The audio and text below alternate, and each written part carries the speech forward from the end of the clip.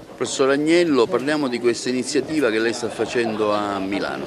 Sì, giorno 5 alle ore 11 inaugureremo la mostra Il mondo letterario, la mostra fotografica Il mondo letterario Ciociane al Premio Racalmare, che era già stata esposta a Grotte e a Racalmuto con grandissimo successo, e presenteremo il mio libro La terrazza della noce presso l'Opera Cardinal Ferrari, che è presieduto dall'agrigentino Pasquale Sentio.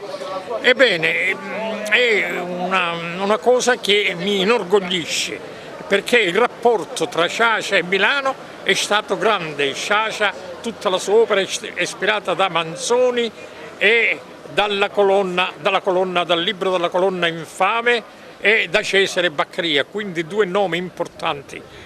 Sciascia, insomma, aveva adottato Milano come sua seconda patria, quindi portare la mostra di Leonardo Sciascia a Milano e portare il mio libro, che poi parla del rapporto che ho avuto con Leonardo Sciascia, credo che sia una cosa molto importante, un rapporto culturale che si instaura tra nord e sud. La mostra si inaugurerà giorno 5, venerdì alle ore 11, in via Giovan Battista Boerio numero 3, e io spero che gli agrigentini che si trovano a Milano vorranno venire.